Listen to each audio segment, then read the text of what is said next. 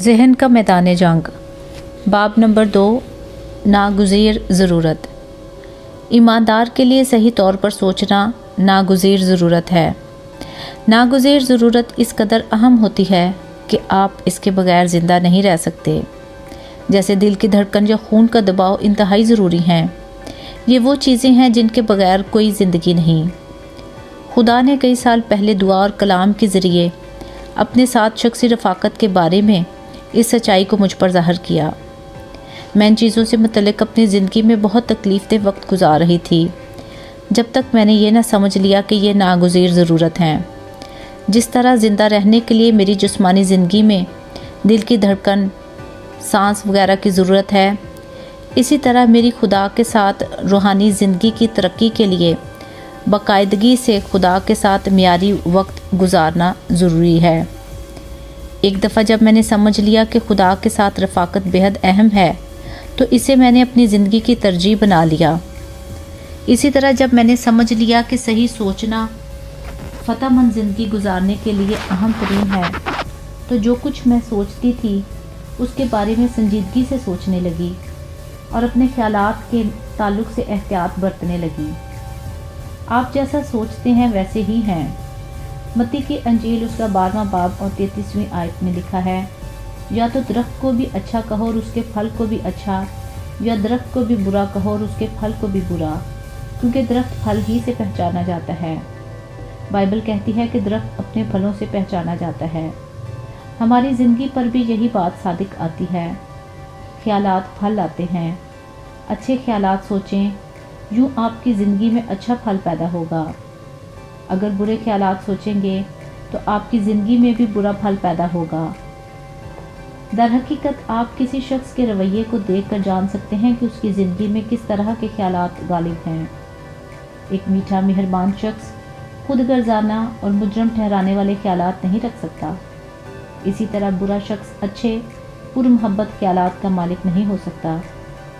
امثال کی کتاب 23واں باب اس کی 7ویں آیت کو یاد رکھیں اور اسے اپنی زندگی پر اثر انداز ہونے دیں، کیونکہ آپ اپنے دل میں جیسا سوچتے ہیں آپ ویسے ہی ہیں۔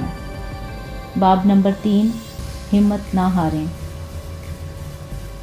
پولس رسول کا خط گلتیوں کے نام اس کا 6واں باب اور 9ویں آیت میں لکھا ہے، ہم نیک کام کرنے میں ہمت نہ ہاریں، کیونکہ اگر بے دل نہ ہوں گے تو عین وقت پر کاٹیں گے۔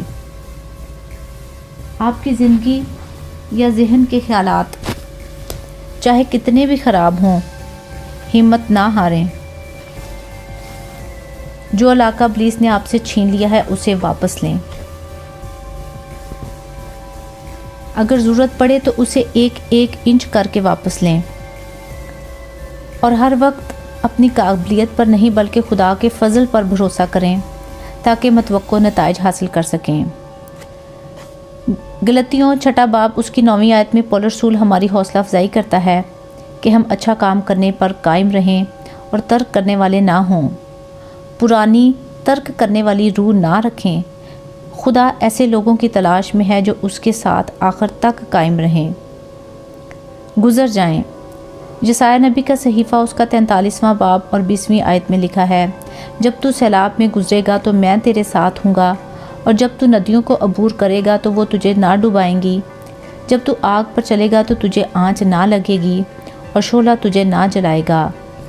آپ اس وقت اپنی زندگی میں جس چیز کا بھی سامنا کر رہے ہیں یا تجربہ کر رہے ہیں، میں آپ کی حوصلہ افزائی کروں گی کہ ہمت نہ ہاریں۔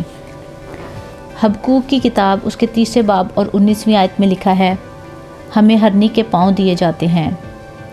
ہرنی پہاڑوں پر تیزی سے چڑھتی ہے تاکہ ہم مشکل، دکھ اور ذمہ داری کی اونچی جگہوں پر چلیں، خوف میں کھڑے نہ رہیں بلکہ روحانی طور پر آگے بڑھیں۔ خدا ہماری روحانی ترقی کے لیے، برے وقتوں میں قائم رہنے کے لیے ہمیں مضبوط کرنے اور حوصلہ افزائی کے ذریعے مدد دیتا ہے۔ چھوڑ کر بھاگنا آسان کام ہے، لیکن آگے بڑھنے کے لیے ایمان کی ضرورت ہے۔ انتخاب آپ کا ہے۔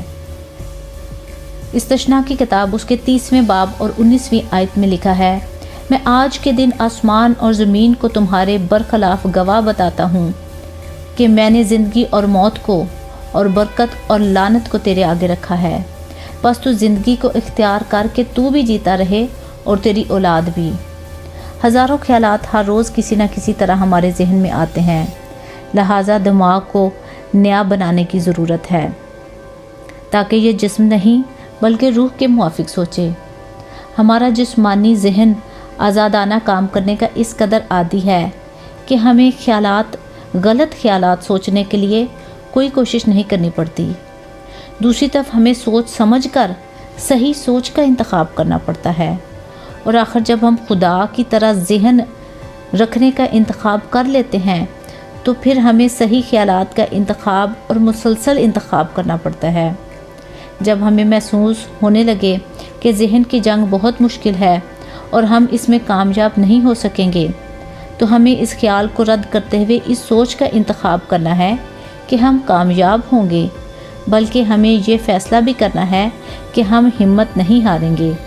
خوف اور اندیشوں کے حملوں کے ساتھ ہی ہمیں اپنے موقف پر ڈٹے رہتے ہوئے کہنا ہے، میں کبھی ہمت نہیں ہاروں گا، خدا میری طرف ہے، وہ مجھ سے محبت رکھتا ہے اور وہ میری مدد کر رہا ہے۔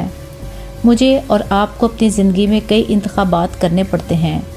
استثناء کی کتاب اس کے 30ویں باب اور 19ویں آیت میں خداوند اپنے لوگوں کو کہتا ہے کہ اس نے ان کے سامنے زندگی اور موت کو رکھا ہے اور ان کی منت کرتا ہے کہ وہ زندگی کا انتخاب کریں۔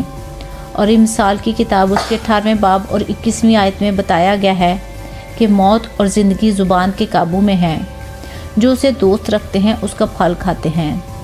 ہمارے خیالات ہمارے الفاظ بن جاتے ہیں، اس لیے یہ انتہائی ضروری ہے کہ ہم زندگی بخش خیالات کا انتخاب کریں۔ جب ہم ایسا کریں گے تو درست الفاظ خود بخود ہمارے منہ سے نکلیں گے۔ آمین۔